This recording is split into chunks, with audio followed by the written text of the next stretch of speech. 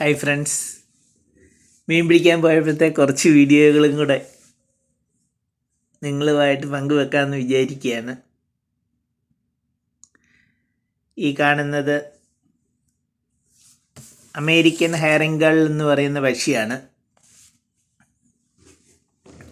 കാഴ്ചയിൽ ഏതാണ്ട് കൊക്കിനെ പോലെ തോന്നുമെങ്കിലും അതിൻ്റെ കാലും ചുണ്ടും കഴുത്തും ഏതാണ്ട് താറാവിനെ പോലെയാണ് ഇരിക്കുന്നത്.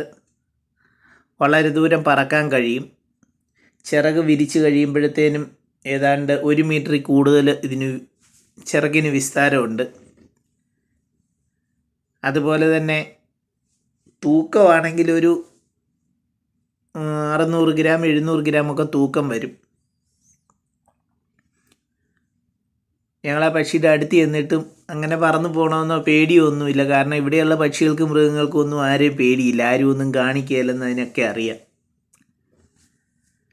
പിന്നെ ഈ പക്ഷികൾ മരച്ചില്ലയിലൊക്കെയാണ് കൂട് കൂട്ടുന്നത്. മരച്ചില്ലയിലെ ആരുമില്ലാത്ത വീടിൻ്റെ പാരപ്പറ്റയിൽ അങ്ങനെയുള്ളിടത്തൊക്കെ കൂട് കൂട്ടും.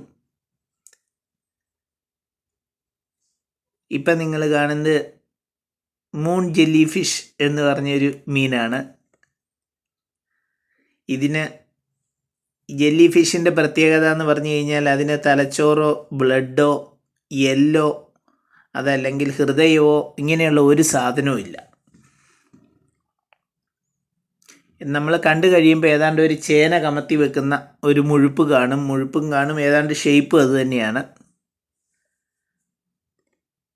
അറ്റ്ലാന്റിക്കിൻ്റെ തീരങ്ങളിലും UK അങ്ങനെയുള്ള തീരങ്ങളിലൊക്കെയാണ് ഇതിനെ സർവ്വസാധാരണയായിട്ട് കാണുന്നത്.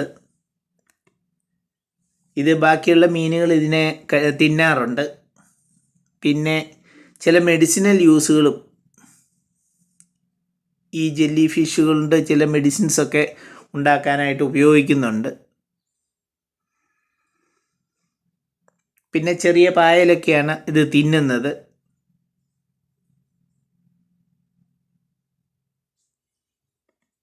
പിന്നെ ഇതിൻ്റെ നമ്മൾ പോകുന്ന തീരം മീൻ പിടിക്കാനായിട്ട് ഞങ്ങൾ ചെന്ന് കഴിഞ്ഞപ്പോഴത്തേനും കുറേ നേരം മീൻ പിടിച്ചിട്ട് മീനൊന്നും കിട്ടാതെ വന്നു കഴിഞ്ഞപ്പോഴായി ചുറ്റിലുമുള്ള വീഡിയോ ഒക്കെ എന്നാ ഉണ്ടെന്ന് നോക്കിയേക്കാന്ന് വെച്ചത്. ആ തീരം നിങ്ങൾ ശ്രദ്ധിച്ചു കഴിഞ്ഞാൽ നിങ്ങൾക്ക് മനസ്സിലാവും, യാതൊരു വിധത്തിലുള്ള വേസ്റ്റുകളോ അതല്ലെങ്കിൽ പ്ലാസ്റ്റിക്കോ ഇതൊന്നും കടൽ തീരത്ത് ആരും ഇടാറില്ല. ഇതെല്ലാം ബോട്ടിൽ പോകുന്ന സമയത്താണെങ്കിൽ വേസ്റ്റോ പ്ലാസ്റ്റിക് ടിന്നോ കുപ്പിയോ എന്തുണ്ടെങ്കിലും അവർ ബോട്ടിൽ സൂക്ഷിക്കും. അതല്ലെങ്കിൽ അവരുടെ പോക്കറ്റിൽ ചെറിയ സാധനങ്ങളൊക്കെയാണെങ്കിൽ അവരുടെ പോക്കറ്റിലിടും. കടൽ തീരവും കടലിൻ്റെ പരിസരവും കണ്ടു കഴിയുമ്പോൾ നിങ്ങൾക്കറിയാം എത്ര വൃത്തിയായിട്ടാണ്. അതെവിടെ കടൽ തീരത്ത് ചെന്ന് കഴിഞ്ഞാലും ഒരു പ്ലാസ്റ്റിക് ബോട്ടിലോ അതല്ലെങ്കിൽ ഒരു പെപ്സി ടിന്നോ ഇതൊന്നും ഞാൻ ഇതുവരെയും ഈ ചുമ്മാ അനാഥമായിട്ട് ആരെങ്കിലും വലിച്ചെറിഞ്ഞ് കിടക്കുന്നത് കണ്ടിട്ടില്ല. എന്ത് സാധനം ഉണ്ടെങ്കിൽ ഇനി ആരെങ്കിലും വലിച്ചെറിഞ്ഞത് വഴി കിടക്കുന്നത് കണ്ടു കഴിഞ്ഞാൽ അവരൊരു കൂടെടുത്തിട്ട് ആ കൂടിൻ്റെ അകത്ത് അതിനെ പെറുക്കിയിടും. വളരെ വൃത്തിയായിട്ട് സൂക്ഷിക്കാൻ ഓരോ അമേരിക്കൻ പൗരനും അതുപോലെ ഓരോ വിസിറ്ററും എപ്പോഴും ശ്രദ്ധിക്കുന്നത് നമുക്ക് കാണാം.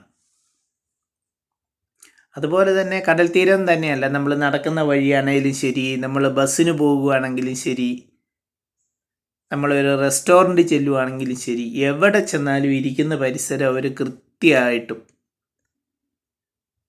നല്ല വൃത്തിയായി തന്നെ എപ്പോഴും സൂക്ഷിക്കാൻ ഇവിടെ അത് കൊച്ചു പിള്ളേരെ തൊട്ട് അവർ പറഞ്ഞ് പഠിപ്പിക്കും.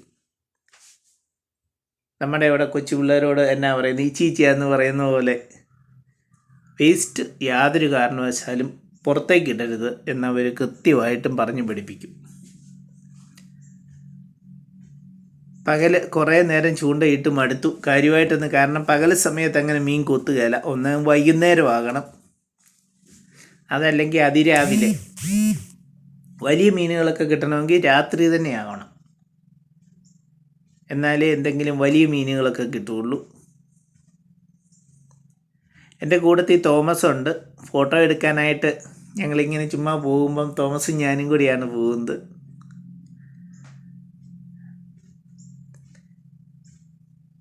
ഈ ചൂണ്ടയിൽ ഇര കോർത്തിടുന്നതല്ല, ഇത് വൈകുന്നേരം കിട്ടിയ മീനുകളാണ്. സ്ട്രിപ്ഡ് ബാസ് ഉണ്ട്, പഗ്രൂസ് ഉണ്ട്. നിങ്ങൾക്ക് കാണാം.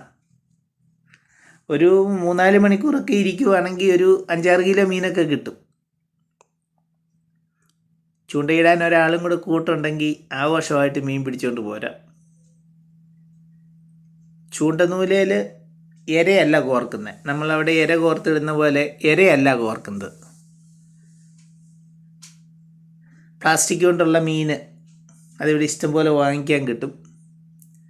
അതുകൊണ്ട് തന്നെ ചൂണ്ടയിൽ കോർക്കും. ചൂണ്ടയിൽ കോർത്തിട്ട് എറിഞ്ഞു കൊടുത്തിട്ട് അതെപ്പോഴും ഇങ്ങനെ ചലിപ്പിച്ചുകൊണ്ടിരിക്കും. അപ്പം നമ്മൾ കടലിൽ കൂടെ നോക്കി കഴിയുമ്പോഴത്തേനും ചെറിയ മീൻ പോരുന്ന പോലെ, ഇങ്ങനെ വാലിട്ടടിച്ച് പോരുന്ന പോലെ നമുക്ക് മീനുകൾക്ക് തോന്നും. വലിയ മീനുകൾ ഓടി വന്ന് അതിനെ വെട്ടും.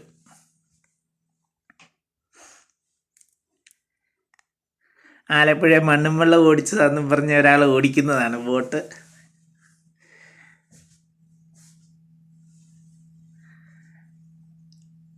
ഒരു ദിവസത്തെ പരിപാടി ഏതാണ്ട്, ഇടയ്ക്കിടയ്ക്കൊക്കെ ഞങ്ങൾ പരിപാടിയൊക്കെ നിർത്തി കരയ്ക്ക് കയറിയിരിക്കും, വിശ്രമിക്കും. അത് കഴിയുമ്പോൾ പിന്നെയും ചൂണ്ടയിടാൻ പോവും. എന്തായാലും കുഴപ്പമില്ലായിരുന്നു, കുറേ മീനുകളൊക്കെ കിട്ടി. പിന്നെ ഇവിടെ മീൻ പിടിക്കുന്നതിന് നമുക്ക് ഒത്തിരി അകലെയൊന്നും പോകാൻ പറ്റിയല്ല. കാരണം മീൻ പിടിക്കുന്നതിന്, ബോട്ടിൽ പോയി മീൻ പിടിക്കുന്നതിന് ലൈസൻസും കാര്യങ്ങളും ഒക്കെ വേണം. ചെറിയ മീനെ കിട്ടിക്കഴിഞ്ഞാൽ തിരിച്ച് വെള്ളത്തിൽ വീഡിയോ ഒന്നും എടുത്തു കഴിഞ്ഞാൽ തിരിച്ച് വെള്ളത്തിൽ വിടുന്ന വീഡിയോയും കൂടെ എടുക്കണം. അതല്ലെങ്കിൽ വീഡിയോ എടുക്കാൻ പാടില്ല. ഇതൊക്കെ ഒരുവിധം മുഴുത്ത മീനാണ്. ഇതൊക്കെ ഏതാണ്ട് ഒരു 300-400 ഗ്രാമൊക്കെ വരുന്ന മീനുകളാണ്. അതുകൊണ്ട് പിന്നെ കുഴപ്പമില്ല.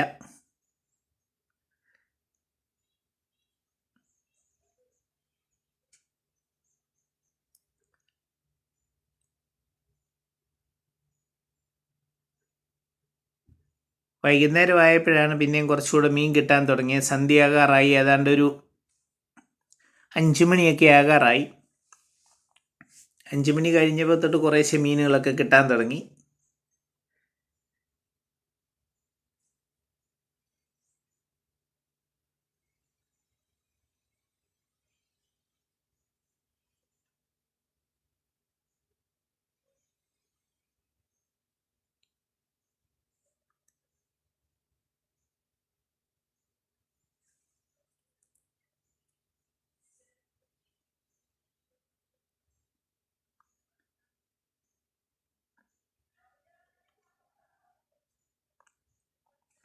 വളരെ നല്ല ഒരു അനുഭവമായിരുന്നു.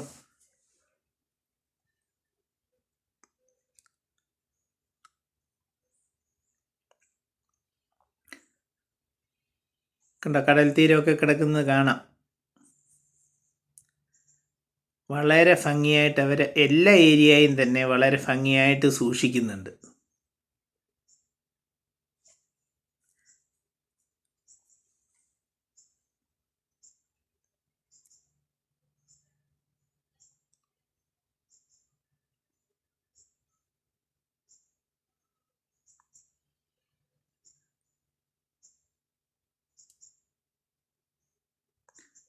വെള്ളം കയറാതിരിക്കാനുള്ള പുലിമുട്ടിട്ടേക്കുന്നതാണ്.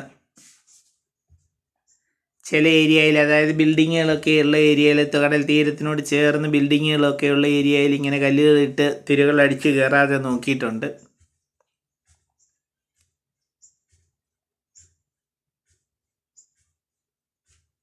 ഇന്നത്തെ പരിപാടികൾ ഏതാണ്ടൊക്കെ പാക്കപ്പ് ചെയ്യാറായി. വൈകുന്നേരം ആയപ്പോൾ കടലിൽ ചാടി നല്ല ഭംഗിയായിട്ട് കുളിച്ചു.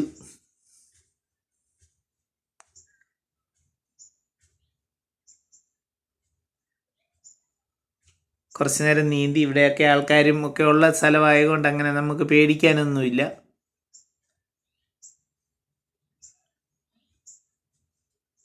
ഇനിയിപ്പോൾ വൈകുന്നേരം തിരിച്ചു പോകാനുള്ള ശ്രമത്തിലാണ്.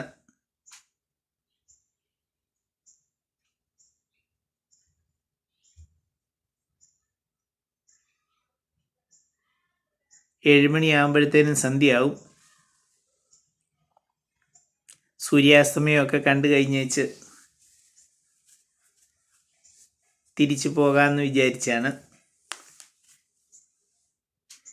ഇനി അടുത്ത ദിവസം വേറൊരു വീഡിയോ കാണിക്കാം. ഞങ്ങൾ മീൻ വെട്ടാനൊക്കെ ആയിട്ട് പിടിച്ച മീനിനെയൊക്കെ വെട്ടാനായിട്ട് കടലിൽ പോകുന്ന വീഡിയോ അടുത്ത ദിവസം കാണിക്കാം. എല്ലാവർക്കും നല്ലൊരു തിരുവോണം ആശംസിച്ചുകൊണ്ട് നിർത്തട്ടെ.